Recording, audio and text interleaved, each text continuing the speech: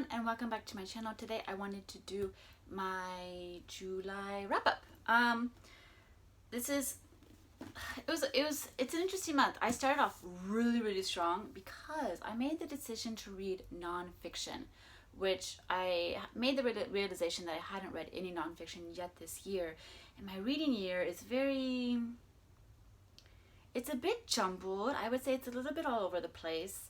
I think definitely not having to read, but the fact that I am reading books in Japanese is definitely slowing down. It's definitely breaking up any sort of rhythm that I start to build when I do go back to reading in either English and French.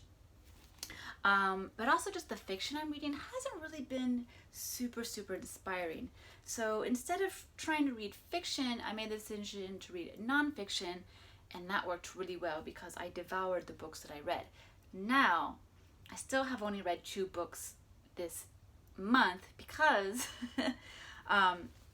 even though I was devouring the 2 nonfiction books that I was reading, I also made the mistake, well, it's not a mistake, but you know what I mean, the mistake of starting a soccer manga, which if you've been watching my channel long enough, you know that I am obsessed with soccer manga.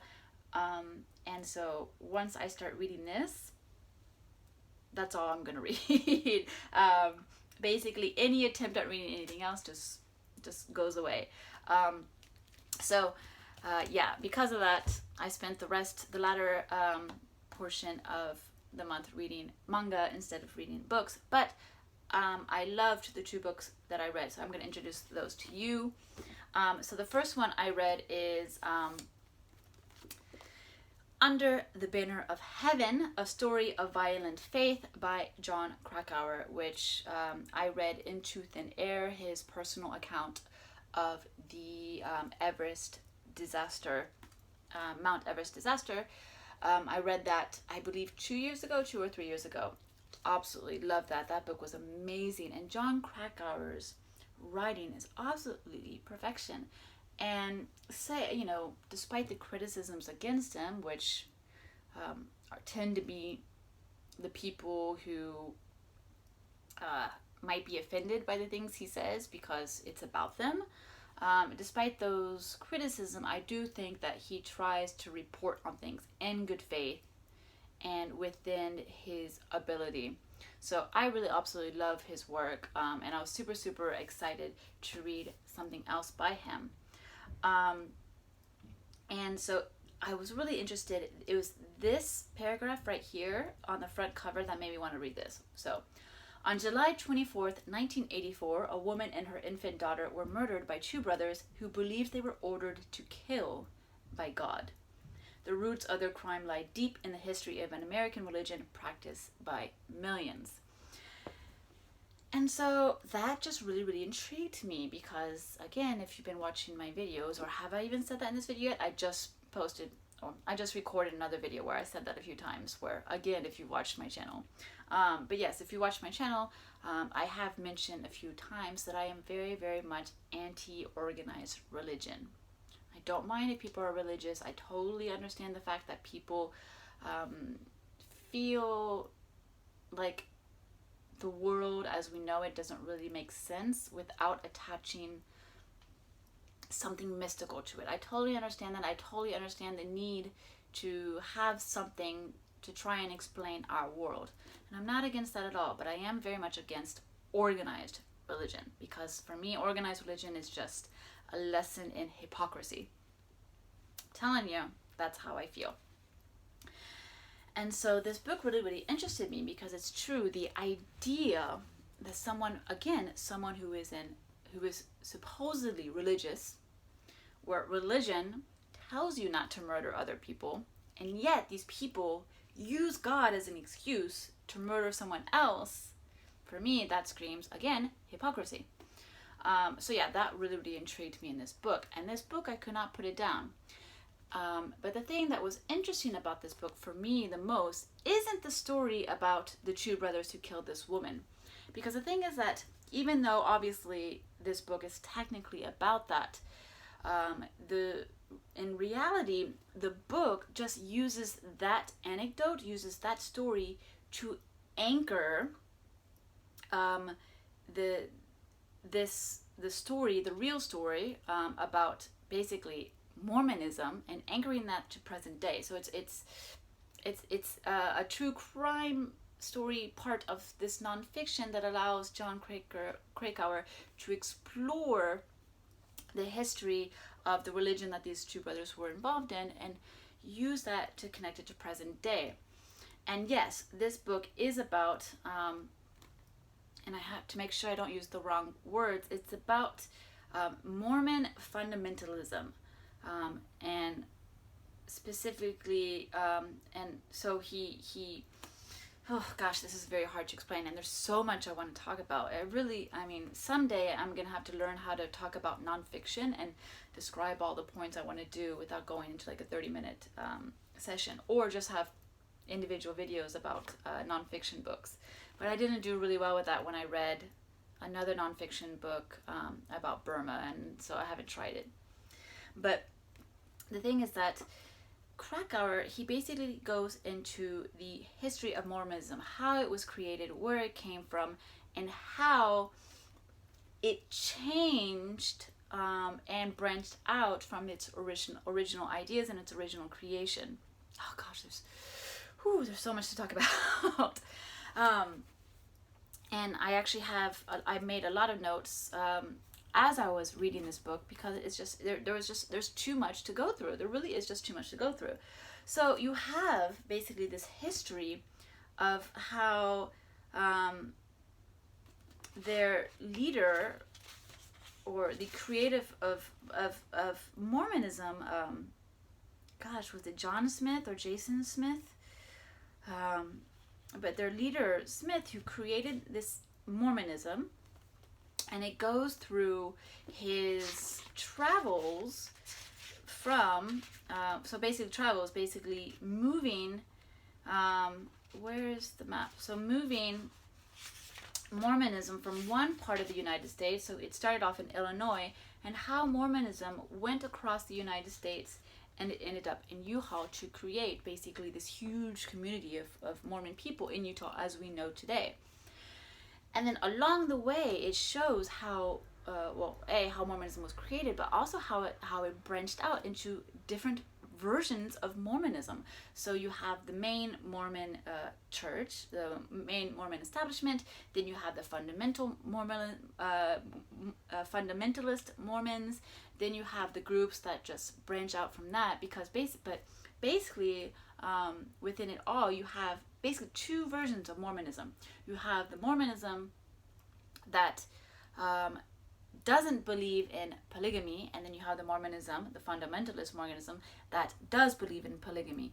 And this is all due to the fact that the creator of Mormonism, when he initially created Mormonism, polygamy was not a part of his religion. It wasn't part of his idea of what he wanted to create the religion.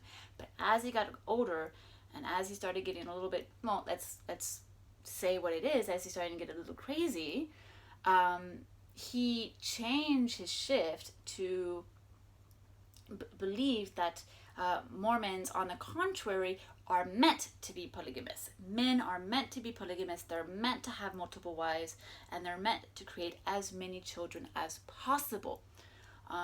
But the thing is that was a very, very late addition to the Mormon faith that a lot of Mormons were against and were actually quite appalled by. And they created this massive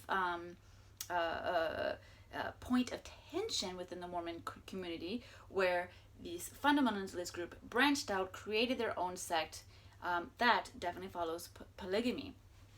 And so this becomes this incredibly engrossing story about these two opposing sides of Mormonism fighting against each other, each thinking that they are the original correct form of Mormonism, when really it was just this one guy who decided to create this religion and converted people as he went along. Because the thing that's really fascinating about Mormonism, especially for someone who's against organized religion, is that we have a very strong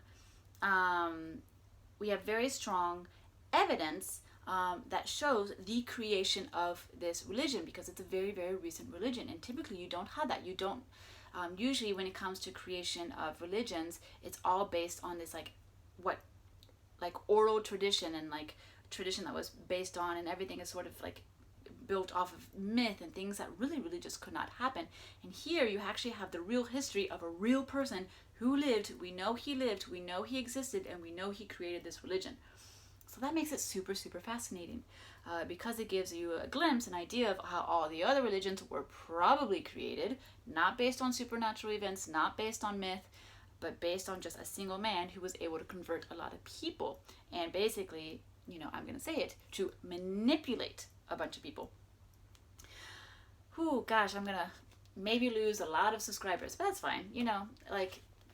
This is how I feel, and I'm not going to shift from that. But I mean, you have so much contained in this book, because you have the history of Mormonism. You get to see how a religion is created. You get this idea of polygamy, which, to be honest, here's where I'm going to say that I'm not necessarily against polygamy. I mean, I think it makes just as much sense that two people marry each other and stay with each other for the end of the world, and they're able to be monogamous to one another, and that's amazing and that's beautiful. But it also makes sense that some people can't do that, and some people are comfortable and are able to spread love amongst other people. So I'm not against polygamy, but the thing I am against with is that it's very, very convenient that when it comes to these polygamous communities, that it's always the man who has all the wives. That's what I'm against, and that's the issue I have. Because you know what? Hey, I'm a woman. I'm very happy. If I could have a boyfriend on Monday, a boyfriend on Tuesday, a boyfriend on Wednesday, Thursday, Friday, Saturday, Sunday, and I can like go about and enjoy myself. Maybe this guy likes comedy movies, and maybe this likes to discuss literature, and I can play soccer with this person. And yeah, why not? That sounds fun. I would do it. If it wasn't an issue of my heart getting broken into 80 million pieces. But if I could do it, why not? If that's a potential situation that people feel comfortable into getting, so be it. But the issue is with these communities, that's never the case. Women are never the people who are allowed to have multiple husbands. It's always the man, the big man, who's able to have multiple wives. And so then you have these chapters where like these men, they have like 24 wives, they have 54, 62, 68 children, and it becomes this incredibly ridiculous community where these men, so they have all these wives, so they marry the daughters of this person, they marry the stepdaughter of this person, but it turns out the stepdaughter was actually the adopted daughter of this person. And so there's one chapter where this girl turns out she is her own step-grandmother. Somehow you connect all of like the connections between all of the families and whatnot. Somehow she is her own step-grandmother. That is how twisted and demented these families are, because these men are in such positions of power. They can do what they want. They can marry whom they want. They can decide who's going to be their bride, and these they're not choosing brides who are women, they are choosing brides who are children. A lot of these people do end up getting arrested for basically statutory rape, child abuse, and it's absolutely disgusting. And this is all, again, under the will of God, per se. So, fascinating book, and it's absolutely devastating. It's just ridiculous. I mean, I have a note, what is it, page 39, I think. Let's see if I can find it, because it was absolutely devastating. But there was this woman, Debbie something, who explains like she was able to escape this community. She was able to escape this community finally and become her own person. But I don't know where she says it. I can't find it. But she basically says that I was in this community where the only time I was made to feel useful to this community was when I had, quote, a penis inside me. So it's absolutely devastating because these girls are just being stolen from their homes, and not even stolen from their homes. They're given by their fathers to other men to further their own, progression in this religion. And so these women are basically just sexual objects to these men, and it's absolutely disgusting. There's a quote 109, like where it's, and this goes with me, discussing this book on this video. One is often told that it is a very wrong thing to attack religion because religion makes men virtuous. So I am told. I have not noticed it. I found that quote incredibly impeccable because it's true. It's ridiculous. Page 70, I have a quote that I wanted to note. But such criticism and mockery are largely beside the point. All religious belief is a function of non-rational faith, and faith, by its very definition, tends to be impervious to intellectual argument or academic criticism. Polls routinely indicate, moreover, that 9 out of 10 Americans believe in God. Most of us ascribe to one brand of religion or another. Those who would assail the Book of Mormon should bear in mind that its veracity is no more dubious than the veracity of the Bible, say, or the Quran, or the sacred texts of most other religions. The latter texts simply enjoy the considerable advantage of having made their public debut in the shadowy recesses of the ancient past, and are thus much harder to refute. So it's stuff like that is so interesting, because there's such hypocrisy. And yeah, here it was actually in defense of the Mormon faith that he says this, because it's true. And that's the thing that's so interesting, is that this book is really able to give you the proof of how religions are formed, and that it's not based on anything supernatural, even though the man who created Mormon imagined this sort of fake supernatural event to give an excuse to why he should form Mormonism. But in all cases, fascinating book, absolutely love, so much to take. I could spend more than an hour discussing this book. I would love to continue, but my battery is dying. I'm already at 17 minutes. I need to move on. But yeah, amazing. The next book I read was The Cult of Glory, The Bold and Brutal History of the Texas Rangers by Doug J. Swanson. And I thought this book was absolutely fascinating. So I am from Texas. I'm very familiar with the Texas Rangers lore. So I, was going to find this probably more interesting than maybe someone else who's from another state or maybe another country. But I thought this book was absolutely amazing. Definitely super interesting. It basically gives you. So, and I should also add that one of my favorite books ever is Lonesome Dove, which is about Texas Rangers. And, Lonesome Dove definitely takes the myth of the Texas Rangers about these being these amazing, good, not soldiers, but good fighting men who fight against the Indians and lead Texas to its freedom. Although Lonesome Dove definitely puts a lot of humanity in its book and shows the hardships on both sides, actually. So love that book. But yeah, this myth of the Texas Rangers being these, very robust white men. Very important to say, white men with their guns, and gotta kill the Indians. And then after that, I gotta kill the Mexicans. And then later on, what's continues to be horrible because having to kill the Indians, having to kill the Mexican, it's all bad.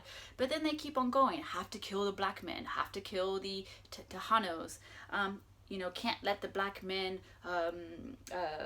upend our white communities. It's absolutely horrible. And this book really shows that these men were actually incredibly horrible people who were obsessed with killing, or obsessed with showing white dominance, or obsessed with trying to create this idea of America, and more importantly, this idea of Texas and what Texas should be.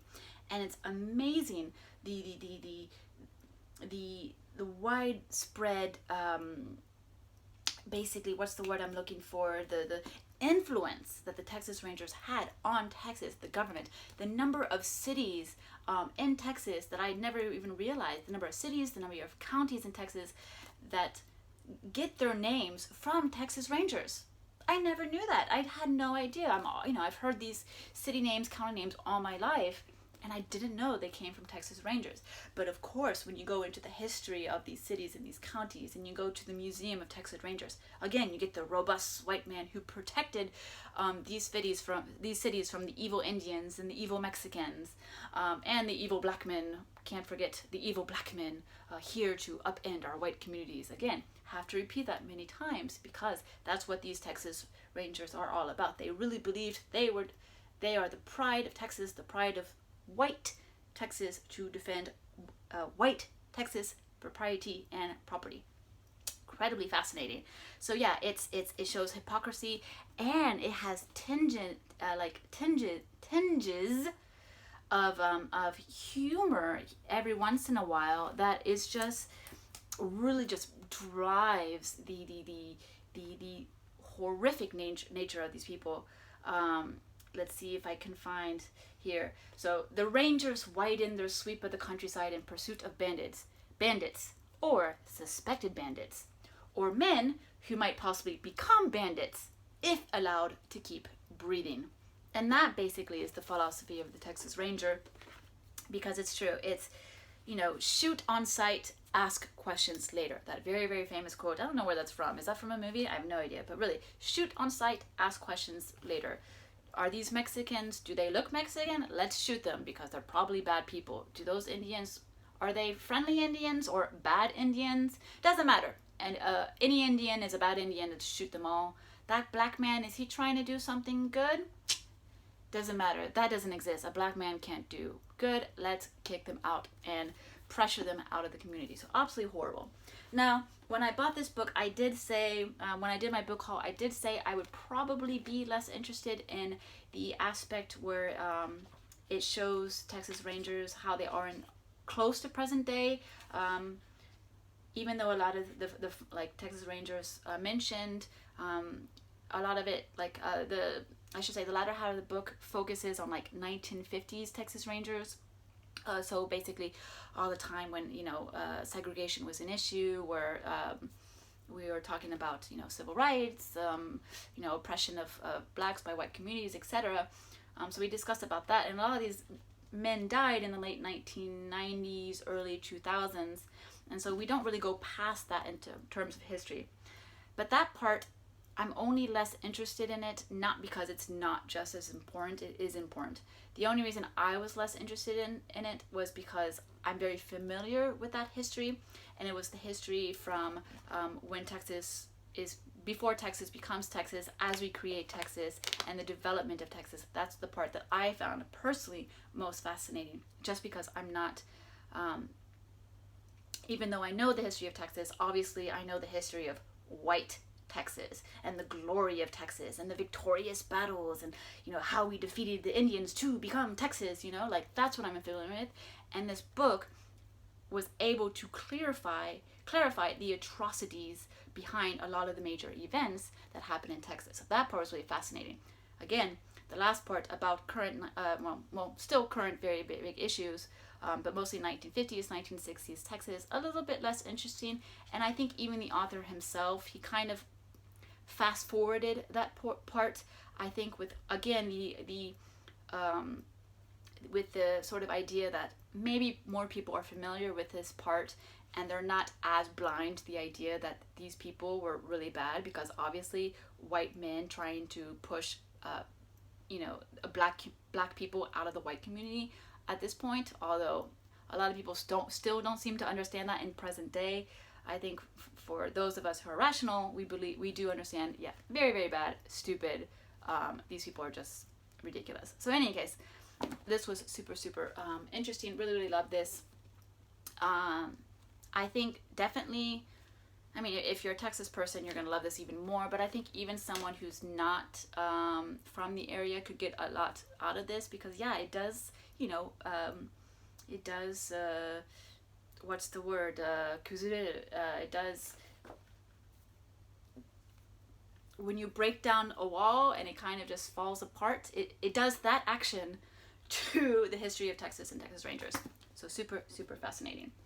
I did I was planning on continuing the nonfiction kick that I was having. I did start the book Voyage en Amerique by Chateaubriand. So Chateaubriand was a very famous previous, I believe he was a philosopher type sort in France. I'm actually not too familiar with him, but French people do know who he is. And this is his memoir when he did a voyage in the US in 1791. And I did read about 100 pages of this, but that's when I started reading the soccer manga, and that took over my life and had to put this down for a little while. But I will be going back to this because I love the idea of exploring the US in 1791 from the point of view of, a French man. So absolutely love this. I mean, he's already met George Washington. He just rang the doorbell to the White House and met George Washington. I mean, the White House wasn't the White House back then, but the president's home, he just rang the doorbell, met him, and I thought that was absolutely interesting. So he hasn't quite started his journey. He just started. He hasn't really delved into America yet, where I've read. But I will definitely continue reading this probably after I finish reading the soccer manga. To finish this video off before my phone battery dies completely, it's probably at 1% by now. Yeah, I read the first 5 volumes of the manga Shoot, which is a soccer manga from the 1990s. I am absolutely in love with this manga. I am laughing so hard. I've cried at once, and I just love the interaction with characters. This is one of the best manga I have ever read, and I can't wait to talk about this more next time I do a video about manga. I also read the final volume of the series Orange, which came out very recently in Japan. It's the final volume. The author says this is, yes, indeed, officially the end. I thought this was a cash grab, but I have to admit, I teared up during one of the sections, and I was like, damn it, you did it again. You pulled on my heartstrings. So Orange, I read this. And then I read the debut sort of short story manga collection from the creator of Marmalade Boy, which I read earlier this year. And so this was not really great, but I'm happy to at least have read this because it's off my TBR now. So there we go. I made it. Thank you so much for watching my crazed, like, America, you're horrible video. Anyway, I really hope you end up picking up these books because they're very, very, very, very interesting. So much to talk about. Again, I could talk about so much more, but unfortunately I'm limited by my battery and by length of video. So in any case, again, thank you so much for watching, and I hope to see you again in my next video. Bye!